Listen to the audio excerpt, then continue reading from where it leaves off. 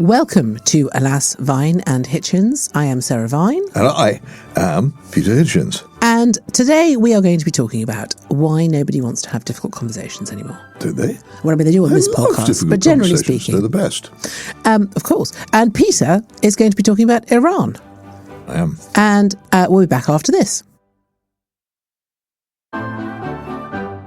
Welcome to Alas, Vine and Hitchens. I am Sarah Vine. And I am still Peter Hitchens. So this week we're asking what's wrong with having difficult conversations. I know that we do this every week on the podcast, Peter, but people are, you may be extraordinarily surprised to hear, quite conversation averse. And then you're going to be talking about Iran. I am. Which is very exciting. Before that, we asked for your emails and you did not disappoint. If you would like to be involved, then please send us your questions or book or viewing suggestions at alas@mailonline.co.uk. Our first email comes from Carol, and she says, I love to listen to your podcast when I walk to the beach from home. Where is the beach? I want to know where the beach is. Sarah, I think you cope with Peter admirably. Then she says, however, I do like him. She makes you sound like a sort of small recalcitrant mammal. Well, I suppose I am a small recalcitrant mammal. Anyway, it would be one way of describing me. Not my chosen one. She says, please can you talk about cookies? Not the packet of... she's British, she's not American, because she's into biscuits. I don't know if listeners know, but Peter has a packet of Marks and Spencer's custard creams secreted behind his chair at all times. You've been out them. I don't know why you're trying to out me as a biscuit eater. Anyway, she says, please can you talk about cookies? I know I could Google the word, but I would much rather hear you discussing them. They drive me round the bend, and even more so now that they say reject and pay. Also, adverts on TV, is there no limit to them? I wonder if there will come a time when the number and length of ads will be longer than the programme. I think, Carol, I'm with you on the cookies thing. I hate them so much. And the thing is, what they do is then you get a pop-up comes up and you have to decide which cookies you want. I don't want any cookies. I'd like reject cookies. And pay. Is that what you do? I think reject and pay really sums up what this is all about. Okay, yes, you're being, if you don't pay, then we will instead harvest your organs, basically, and that is the deal. They will get everything they can about you, off you, if you don't pay, and that's always been the deal on the internet. But most of the time they kept quiet about it. Now they're absolutely open. It's time people realised you don't get anything for nothing. She talks about adverts, and I think the advertising strategy is the same. I think they're making the adverts so bad and so annoying that you will pay not to have them. So on all of these streaming services, you can now pay to see the shows ad-free. So basically, advertising used to be about creating brilliantly clever adverts trying to get you to buy things. Now it's about creating the worst possible advert imaginable so that you will actually pay good money not to have to listen to it. It's a form of blackmail. And I like listening to music on the computer, on YouTube. There's a lot of stuff you can get. And it was quite good until about 18 months ago. And now there you are in the middle of Beethoven's Seventh, when suddenly you get an advert for Grammarly. Yes, or whatever it is, and it won't stop. Yeah. Eventually you can dismiss it, but it won't stop. And what they're obviously trying to do is get you to pay for ad-free YouTube. So advertisements are now a form of blackmail. Yes, essentially, yes. And that's why they're so awful. But I think, isn't she also talking about television advertising? Yes, They used to be, when I was small, the adverts were restricted very heavily. I think there were 3 in the middle of the programme, and then maybe 4 at the beginning and end. And that was it, and they were quite short. Because they'd learnt from what happened in America, where there was sponsorship, where you never actually got to see the programme. Have you ever seen a wonderful film called The Apartment? No. Jack Lemmon, Shirley MacLaine, one of the greatest films ever made. But the one moment Jack Lemmon is in despair, and what am I going to do? His evening's completely ruined.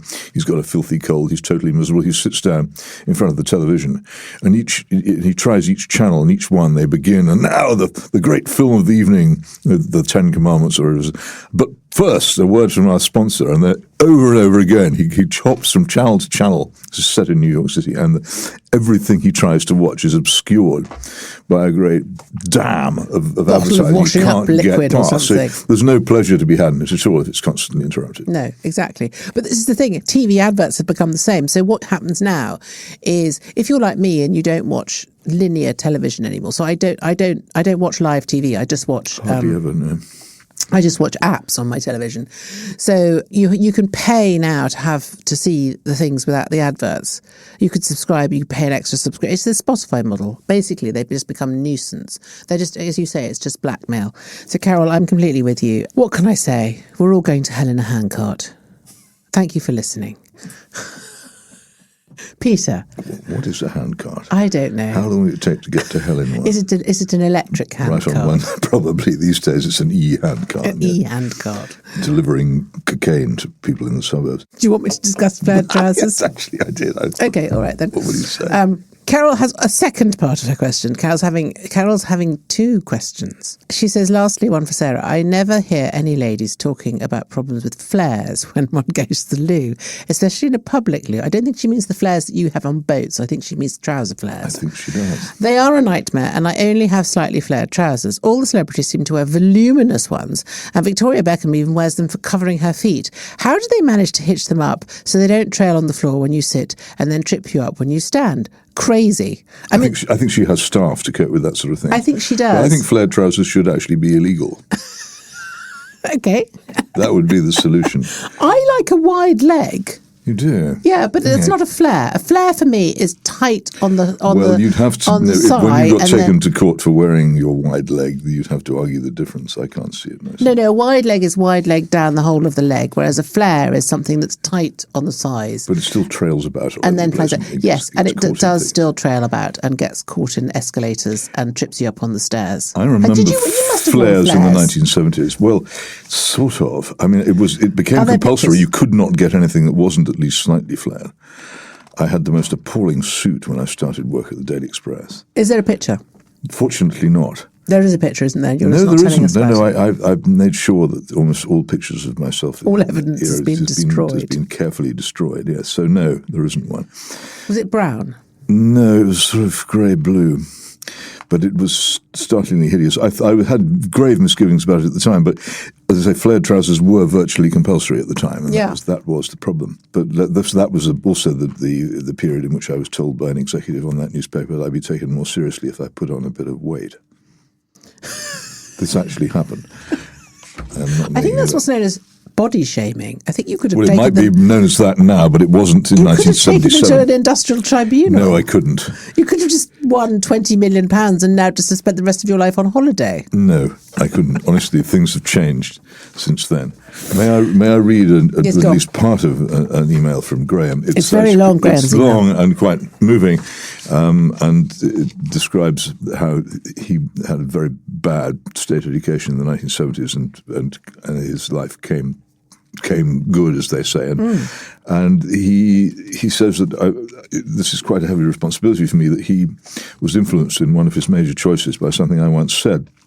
And when I went on to BBC Question Time in Liverpool in 2013, which I remember very well, I advised any young person who could to leave this country rather than wait around to see it fall to pieces, as it's since been doing very busily. And he says, your words captured everything I've been trying to explain to my wife and children. I played that clip to them, and it was the turning point, and we made the move, and he's certain that if I'd not said that on the programme, they'd still be in the UK. Well, he's actually quite grateful to me, I'm glad to say, rather than annoyed.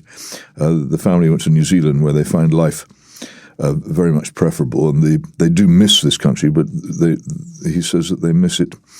The country they miss is not the Britain of today, but the Britain which they remember from the past, which they know is gone. And he also says how very much he enjoys our podcast, and says, I think this is a rather nice review. It's so easy to listen to and so informative. I feel as if I'm at a nearby table in a restaurant or bar, eavesdropping on two old friends chatting. He particularly likes the book recommendations. That's lovely. And I love the fact that he says, here in New Zealand, my children can visit nurseries and primary schools and be personally shown around by the head teacher before deciding where to enrol their children. I mean, that sounds like heaven. Well, New Zealand is a very lovely place to live, if you can find a way of supporting yourself there. Well, but yes, he talks about how they paid off their mortgage, and presumably, he's retired, doesn't need to work. The one thing you do have to do, though, is turn your heating down, because the cost of energy is even higher. I imagine it's quite warm in New Zealand, isn't it? In the South Island, it get quite cold in winter, but it's very beautiful. A friend of mine who went to live there, he was told ceaselessly by his parents-in-law that when they went around to see them during the winter, "You sure you can? Aren't you keeping the house a bit warm?" He didn't get the message at all. And then when the bills came in, he realised that it's 10 times as much as it was here. They've got no energy in New Zealand. No. Have to import everything. One of its few disadvantages. Here's another one. It says, "Hello, alas, and Petros H." I don't know quite why I get a Greek name. Are you both fans of Gordon Brown, and if so, why? Not a fan, no, though I do have a soft spot Simon, for by him. the way. I think he's a serious person. Yes, I agree. And which is quite rare in politics. Recently he made a very interesting intervention in the past few days about the assisted dying bill, urging people not to vote for it, which for a person of the pretty heavy left, which he is would mean quite a breach. We've got a lot of people who are generally on his side. I think I'd say he's a thinking person. He may often come to the wrong conclusion, but he's a serious man, and I like that. I used to go swimming in the same swimming pool as him before actually Labour was elected. I used to live in Westminster. He's a very good swimmer. Slightly random. Sorry. Well, he was a great sportsman until he had a terrible sporting accident playing rugby, which gravely damaged his eyes. His eye, yeah, was it? Yeah. Well, one eye he's lost the sight of it, and the other, I think he's always been very much worried that the second one would go. Would you like to read Anthony's from Newry? Newry in Northern Ireland, I think, near close to the border. I've been really enjoying this show and can't wait for future episodes. As someone from Northern Ireland, I'd love to hear your opinions on its role in the United Kingdom and the possibility of a united Ireland. He says he's heard me talk negatively about the peace process, or peace progress, as he says here in the past, and he'd be interested to hear why. Well, I'll tell you why, Anthony. It's very simple. A peace process or peace progress is a euphemism. This was a surrender to terrorist blackmail by the Irish Republican Army, forced on us by the United States. I was in Washington, D.C. at the time when the United States pulled the rug out from under us and gave the visas to Gerry Adams and pretty much let us know that they weren't going to help us anymore against this, and we had to make peace with them. I don't think peace in Northern Ireland comes from giving way to one terrorist group or another. The best future, I believe, would have been direct rule permanently. And the whole idea that it can be solved by making Northern Ireland part of the Irish Republic, which is the ultimate destination of the Belfast Agreement of 1998, is a mistake. In my lifetime, we've had British troops on the Falls Road, and in your lifetime, because you're probably younger than me, you'll almost certainly see Irish troops on the Shankill Road. And I don't think that solves anything. The problem with Northern Ireland has always been that if one side or the other is in charge, it's a disaster. Somebody else has to be in charge. And I'm afraid a Dublin government is very unlikely to resist the temptation to be ever so slightly on the side of the nationalist population rather than the unionist population. We should probably do a whole episode, actually, on this, shouldn't we? I shouldn't. The problem is I find it fascinating, but most people in mainland Britain are completely and utterly turned off by it. They have no interest in it. I mean, it's a shame, but I they do. suppose Anthony's point, which is that he, being born in the 90s, grew up, thankfully, without any of the violence of the Troubles. Well, that's not true. The bottom line is still very violent. It's just not reported anymore. People are constantly being burned out of their houses. There are still 20-foot-high walls in Belfast keeping people apart. There's an immense amount of intimidation and gangsterism going on. It's not peaceful at all, but it's just not reported anymore. It's just not reported. What do you? And also, it's not on the mainland. I mean, it can be. I mean, over here. But I remember. What do you think of the stuff that's been happening recently in Ballymena? Well, I mean, there is a big problem with the whole island of Ireland, which is it's suddenly experiencing in a very short time the arrival of large-scale immigration, which Britain has been accustoming itself to really since the 1960s. It's happened in about 5 or 6 years in both the Republic of Ireland and in Northern Ireland, and the strains it's causing are considerable. And I think that's I deplore completely all this horrible violence, but you really have to understand that the key to successful immigration is integration. And integration can only happen if immigration is at a reasonable pace. Well, it's just bad politics, isn't it? Huge numbers of new people arrive anywhere. It's very, very difficult to make it work. Yeah. Another letter. It says, alas, children's books today are too childish. Recently, Mr. Hitchens posted on X a 60s child's bookshelf, I saw that, of Ladybird books. It looked very similar to my 6-year-old daughter's bookshelf today.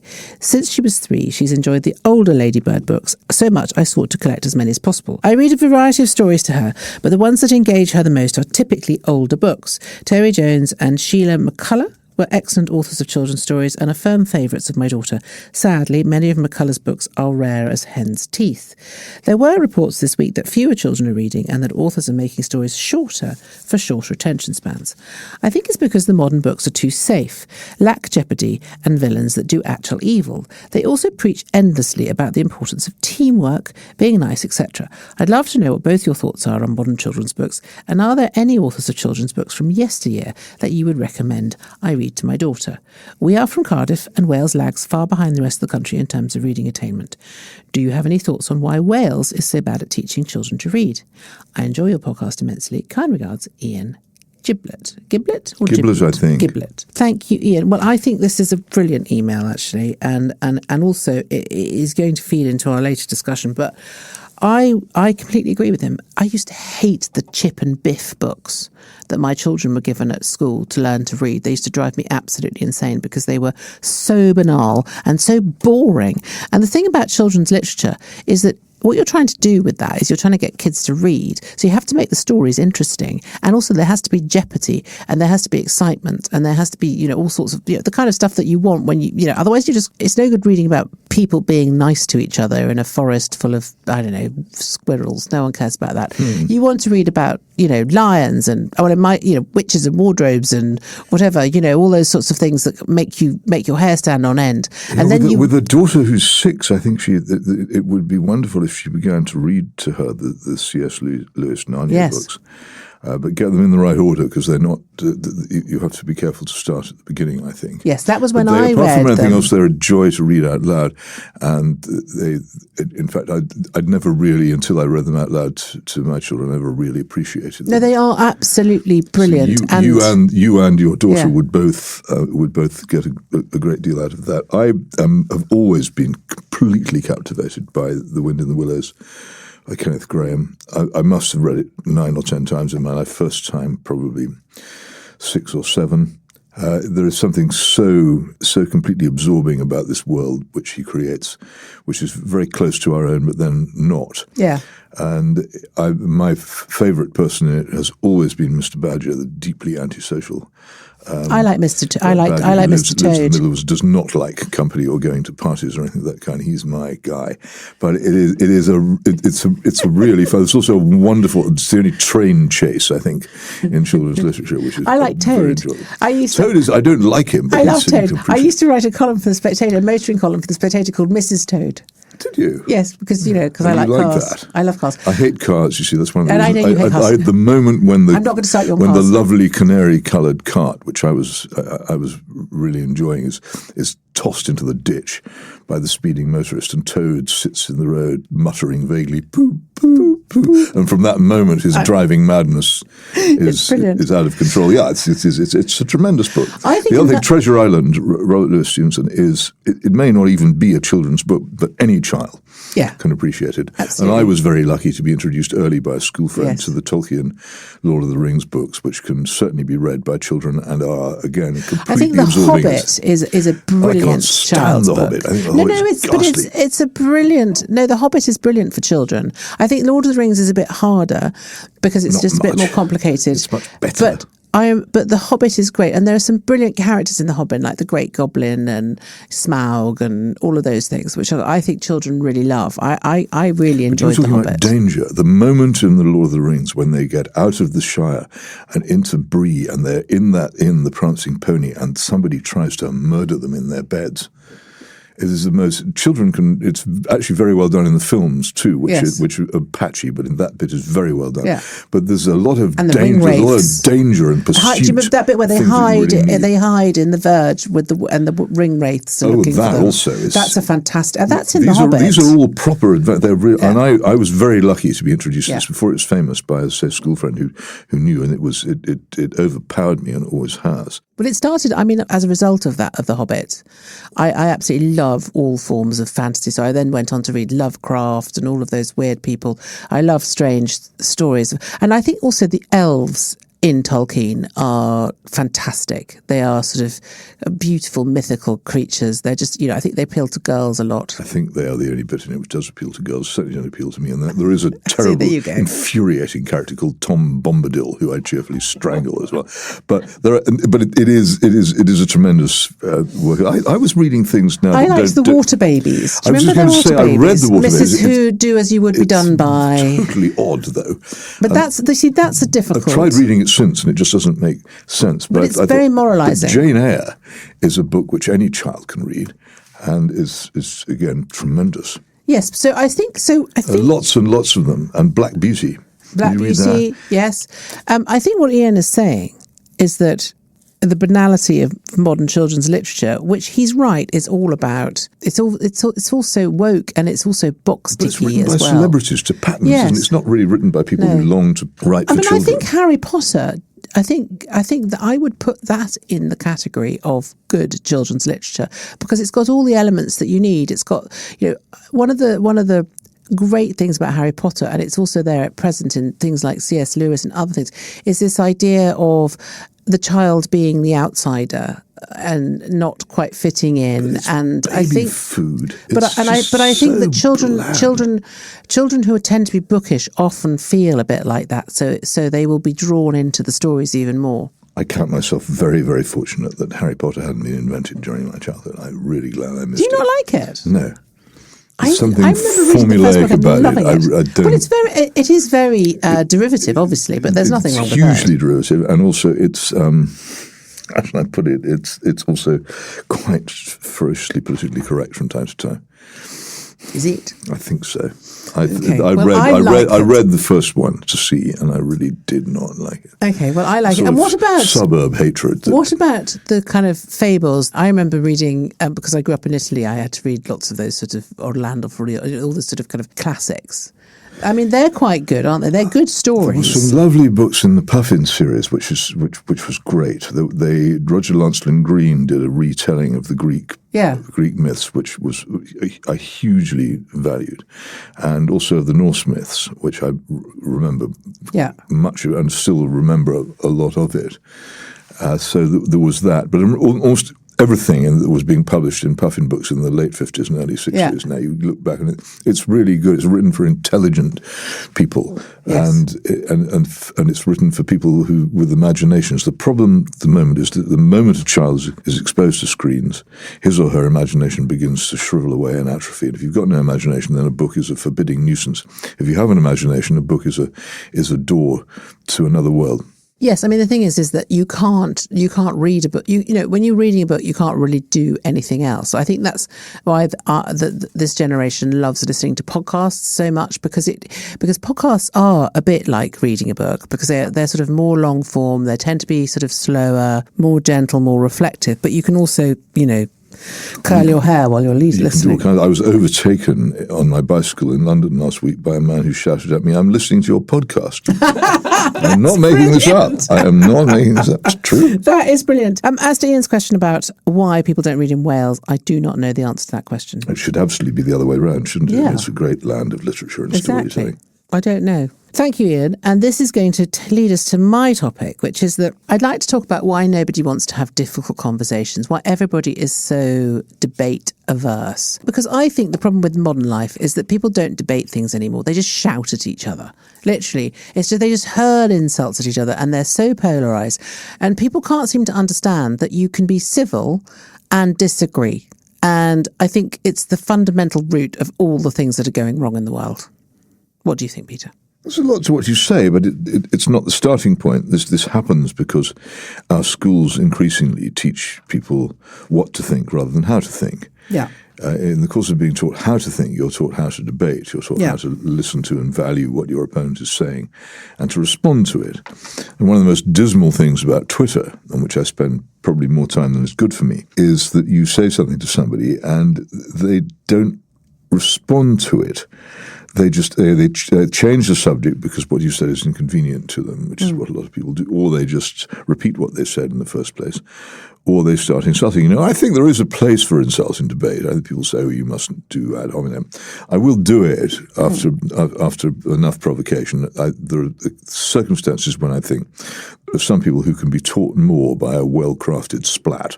Do you have a favourite insult? They will ever be taught. Have you got a favourite insult?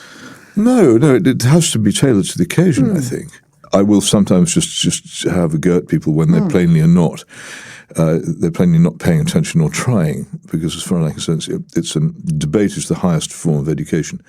Apart from anything else, it's the best way of learning things. But I go back to your earlier point. You have to be responsive. But people are not taught that. The revolution in education, which is so important to the change in this country over the past 60 years, was about turning schools from places where you were taught a body of knowledge to places where you were taught a set of opinions. Yeah. And that's what people come out with now. They come out with a set of opinions. And if they meet anybody else who hasn't got those opinions, then it's like the invasion of the body snatchers. Completely agree. They start pointing at you and screaming. I think that is the core of it, because I've got two children currently. One has just finished university and one is in the start of their university journey, and they both say the same thing, which is that there's no point in trying to dissent from the prevailing view. And I just think, well, what's the point of going to university then? It's a very good question. You've got to teach children, you've got to teach young people critical thinking, and you've got to teach them how to defend their views. And I've noticed that with a lot of young people, my children's friends that I talk to, what they do is if they don't like what you're saying, they'll just shut you down. So it immediately goes from, I don't agree with what you're saying, to what you're saying is evil and bad, and therefore you are evil and bad. And it's just, it means that all that happens is that people just become increasingly polarized. We see it in politics the whole time. There's no intelligent conversation about the important issues of the day. That's right. We live in whatsoever. We live in a marshmallow totalitarianism where nobody drags you off to the gulag or tortures you through the night. But on the other hand, if you don't conform to what you're expected to believe and say, then you are increasingly excluded. And the main really heavy punishment, which is visited on people who don't conform, is that they can't find employment. And that's where it really hurts, or they're removed from their jobs. But Amnesty International is never going to intervene about that. No, and the thing is, I've noticed, for example, when it comes to things like essays and dissertations at university, conversations that I've had with my children and their friends, they all say the same thing, which is that, they might want to write an interesting essay about something that's a little bit challenging, but they know that if they do that, they'll get marked down. Of course. So they don't. So what they do is they just choose a subject that they know will appeal to the lecturers, to the prevailing kind of winds of wokeness that seem to kind of pervade the whole university experience. Everyone's just having the same conversation over and over and over and over again. Isn't it interesting? People conform with only that quite feeble, soft pressure, and yet you get people saying, "Well, I don't understand why so many people collaborated with the Germans during their occupation of France." I do. Well, I think COVID they were showed us terrified that, out of their they? minds. But the people who affect to despise the French for being so weak during the occupation, they couldn't have stood half a second of what people underwent in France, and actually in some cases did stand up to rather bravely. It makes me so cross. Yeah. We pride ourselves on being a country of free speech. We're absolutely not. No, absolutely. And it's a sort of form of cowardice, really, isn't it? Because it means that everything is eventually eroded. I mean, they had this vote last night or yesterday in Parliament on decriminalising abortion up to 41 weeks, and it hasn't been properly debated. No one is prepared to push back. Well, hang on, let's face it, Sarah. The abortion has been on demand by name, if not by name, has been available in this country since 1967. It seems a bit late to be fighting a rearguard action now. I checked the figures this morning. More than 10 million babies have been aborted since that bill went through. 10 million. Yeah, that's 10 million people who could have been and are not. Yes, exactly. But again, if you look at the conversation around it, everyone is just scared to to say what needs to be said because they're too frightened to argue their corner. So. Anyway, I just as a cause, it seems to me it's odd. We keep getting in arguments in this country which appear to have been started by Americans who know nothing nothing about history of Britain at all and have no idea that we've had our own completely separate existence. For quite a long time. It's the same with the so-called grooming gangs. That's purely been created by Elon Musk. It's not as if nobody knew it before. But the grooming gangs is a really good example because the reason that situation was allowed to persist for so long and has affected so many people is because nobody wanted to have a difficult conversation about the nature of the perpetrators. But not until quite late on. Yeah, but it did actually get into the papers and into the broadcast and into the courts. It had happened. Yes, but you had to put up with a lot of... Elon Musk, who doesn't know where Britain is, suddenly discovered about it and said, why aren't they having an inquiry? Yes, okay, well, fine. So you're only having a British government being told to have an inquiry by Elon Musk. Seems odd to me. Well, I mean, he does run the world. He does run Well, he did at the Twitter, time. He stopped doing it now. Anyway, let us know your thoughts. I think that civilised debate is fundamental to a functioning society, and we don't have it currently. Join us after the break for Peter on Iran. So welcome back to Alas, Vine and Hitchens, or Alas, Hitchens and Vine, as I would prefer. This is Peter Hitchens. We could alternate weeks. Oh, very well then. I'm Sarah Vine, by the way, just in case you hadn't noticed. And she is Sarah Vine. So there you have it. And I would like to talk about Iran, though, of course, if Sarah wants to jump in a bit, then I'd be only too pleased. I've had a great stroke of good fortune nearly 20 years ago now, and I managed to get into the Islamic Republic of Iran. And until then, as I think with most people in this country, there was a picture in my mind of angry mullahs shouting at vast crowds, shouting death to America, and a general scene of misery and suppression and women hunched in chadors and darkness. And the truth is, of course, it's not like that at all. It's actually one of the most civilized countries I've ever visited in many ways, and the resistance by many of the people to the regime's attempt to cow them and turn them into obedient slaves of the regime is very, very strong. You can, particularly if you're an imaginative woman, very easily subvert the Islamic dress code. You go out on the streets of northern Tehran, which is the prosperous, most westernized part, and you see the women, they may have to wear headscarves, but those headscarves are pushed as far back on the head as they can go and only held on by a blast of hairspray. They walk like Parisians. And they carry themselves that way. They're not. It's fascinating to compare Iran with Turkey. In Turkey, you have a country which is still officially more or less secular, where the population want to be Islamic. In Iran, it's the other way around. The government wants them to be Islamic, and they want to be secular. So that's not true. It's also a great deal of, I wouldn't say free speech, because there are limits beyond which you can't go in public, but the level of confident private discussion of the regime, in which people refer to it as the Hezbollah, with contempt, is considerable. Also there is it's much more like a southern European country than a Middle Eastern country in a lot of ways. Much of it is very beautiful. Tehran is not. Tehran is a great polluted blob. There are mountains at the north end which relieve that. But Isfahan is one of the most beautiful places I've ever seen, and the ruins at Persepolis are one of the great sights of the world. And everywhere you go, if you're a Westerner, the level of hospitality and friendliness is extraordinary. They're famous for their food, aren't they? I mean, I didn't particularly take to it, but it's not that. I remember once we'd been in Shiraz, which is where Persepolis is outside Shiraz, and I'd fallen ill. I'd finally eaten a bad piece of chicken or something, and our tour guide going round Persepolis had observed that I wasn't feeling up to the mark, and she took us, when she finished showing us around, she took us to her house and said, "You must," and took me to a spare bedroom. "You must lie down. You're not feeling well." Also, interestingly enough, while I was there, because it was her parents' house as well as hers, and the level of hospitality was extraordinarily high and generous, the lights went off because they had a power failure. And this has always been one of the great arguments in Iran. The reason why they have been developing or trying to develop nuclear power, actually since the days of the Shah, is because they do genuinely have power shortages, despite being an oil and gas producing country. And this couldn't have been staged for me, but it is true. But everywhere I went, the experiences I had were of that nature. I remember my guide and mentor, a man called Jason Razan, who is an American Iranian who got me in and took me round. He is related to a family in Mashhad, in the top right-hand corner of Iran, which is one of the great shrine cities.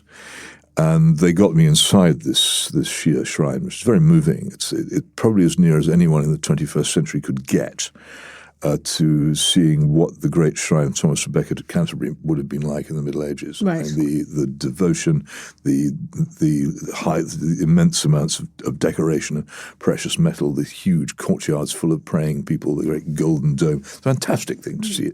It's another civilization from us, but it is a civilization. And I saw all those things, and I went for dinner with the family, and I sat there. Some of them were liberal, secular. One of them was a school teacher who dressed in this completely knighted black, utmost modesty, but all of them were incredibly articulate. They knew an awful lot about the West. They knew about our literature. They knew about our history. They knew about our politics far more than we know about that. It's a country which, in my view, if we treated it more intelligently, could easily be reeled into the civilized world. But what happens is that the mullahs constantly harp on about the threat from the West and from the Zionists and indeed from Saudi Arabia. But what they really like is to be threatened because it strengthens their grip on the country. Of course, yeah. If the threat was relaxed, then the power of the mullahs would, I think, begin to shrivel away, and it could return. I don't know whether it could ever be a sort of full universal suffrage democracy, but this is a country which had a legitimate government in 1953, and do you know what happened to it? No. This is the problem. People don't know this. We overthrew it. Two of the people involved were a man called Monty Woodhouse, who was for a while my Member of Parliament in Oxford, Conservative Member of Parliament, former MI6 man in Greece during the war, I think. He and a man with the wonderful name of Kermit Roosevelt, I'm not making this up, together cooked up a putsch against Mohammad Mossadegh, the legitimate Prime Minister of Iran, and overthrew him. They hired mobs, they bought newspaper editors, they did all the things that you do if you want to putsch. And why? Because he was being difficult about oil. He wanted to take control of the oil for Iran rather than let us milk it forever, which is not, frankly, a particularly unreasonable position for someone to take. Whatever it was, our response was not to negotiate. Our response was to overthrow his government. Right. Everybody in Iran knows this. They all, as a result, mistrust particularly the United States and Britain. And any approach to them that we make is qualified by if the Iranians had overthrown the British government, people would remember it, I think. But most people in Britain don't even know that this thing happened. No. It's all on the record. It's not denied. The CIA, I think, accidentally published all the details of it. There's no question that we did it and it happened. They remember it. So all these things are constantly on their minds. It really is an incredibly ancient civilization. These are the people who were defeated by the Greeks. It's a Persia. And it's fantastically old, proud culture. And it just needs some handling. And then we had this deal with them, which Barack Obama, a man I don't have much time for, but he made a deal with Iran in 2015, came into force in 2016, which they agreed to stop enriching uranium to high weapons grade levels in return for the relaxation of sanctions against them. And you say sanctions, what are they? I'll tell you what it means. If you're a middle class person in Tehran, you can't get the medicines you need. They're not there. The pharmacies are full of second-rate stuff. Life is constrained. Huge numbers of young people. It's a very young country as well. Very, very large numbers of young people, highly educated, can't get jobs because of the sanctions prevent the economy from growing. So there's an awful lot of misery visited on entirely innocent, as it were, bystanders by political maneuvers. And this deal began to lift those sanctions. And then who came along in 2018 and torpedoed this deal? It was one Donald Trump. Yeah. for reasons he never fully explained. No. And the response of the Iranians was to say, okay, they had actually been abiding by it. They had not been enriching to dangerous levels. Well, at that point, you just think, there's no point. The International Atomic Energy Agency was there checking that they were behaving themselves, and they were. And then after that, said, okay, well, if you're going to be like that, we'll go back to enriching it. No, fair enough, which is fair enough. I mean, it's not unreasonable. I mean, but your point, which is that actually, if the America's foreign policy is probably actually giving more power to the mullahs. I think it certainly does.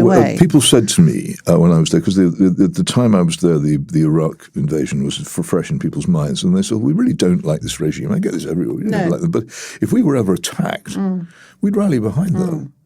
Yeah, and they weren't. They all said it. I didn't need to prompt them, because it's not. Why wouldn't, if someone attacks your country, then you rally round, don't you?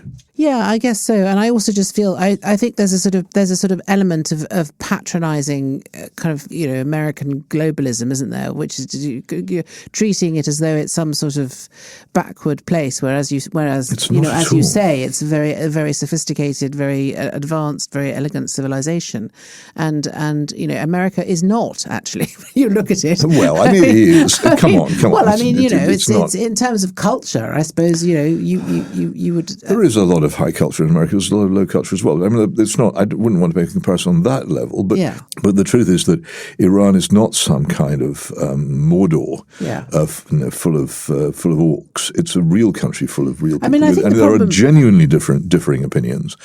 There's something approaching civil society and public opinion, and from time to time they do elect people or try to elect people who are opposed to the mullahs, and the mullahs themselves are there because ultimately people rose up against the Shah, who'd been put in place by our putsch in 1953. Yeah. If you do an act of wickedness like that, it lives on for a very, very long time. Yeah, and this is an entire, these entire countries that you're dealing with. People overthrew the Shah. They didn't want to bring the Ayatollah Khomeini in. They wanted to have some kind of civilized democracy. But of course, revolutions, once they start, get out of control. And this is the grave danger of going for regime change in Iran. If you knock this lot out of the way, what will replace them? Will it necessarily be better? I wouldn't like to say. It could just be chaos, as it was in Libya, or we could achieve something as brilliant as, I'm being sarcastic here, as we achieved in Syria, where after years and years and years of destroying that country, we eventually accepted an al-Qaeda operative as the new head of government. I know. Well, I can't imagine that was what we meant to do. It's actually, when you put it like that, Peter, it's quite shocking, really, isn't it? I wrote a very long piece, which the Mail and Sunday published at the time. It's called A Nation of Nose Jobs. The nose jobs thing was actually one of the first thing I noticed when you arrived in all had nose jobs. All the women have got bandages across their noses. It's almost compulsory now, which is a shame, because Persian noses are beautiful, but